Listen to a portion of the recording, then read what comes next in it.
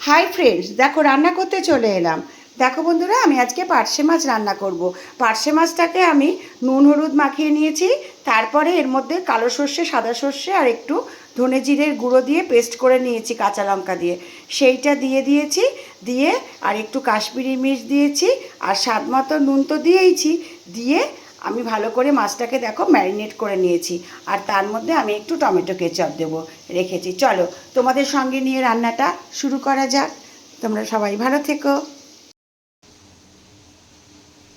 Hi friends, দেখো রান্না করতে চলে এলাম।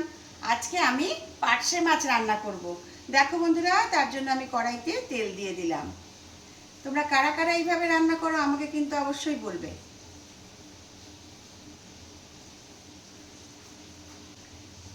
আমি পার্শে মাছটাকে এই যে দেখো ম্যারিনেট করে রেখেছি। এটাকে আমি এবার তেলটা গরম হলে দিয়ে দেব। এবারে আমি তেলের মধ্যে পার্শে মাছগুলোকে দিয়ে দিচ্ছি।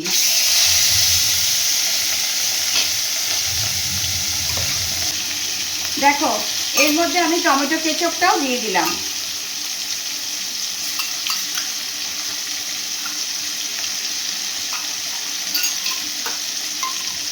আর এখানে দেখো মশলা যে জলটা ছিল দিয়ে দিচ্ছি আমি।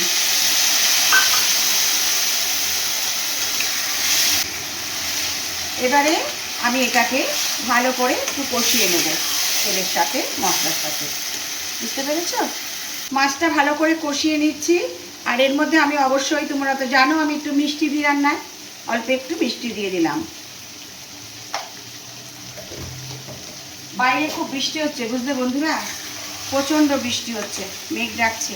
দেখো এবারে আমি মাছটার মধ্যে অল্প করে একটু জল দিয়ে দেব।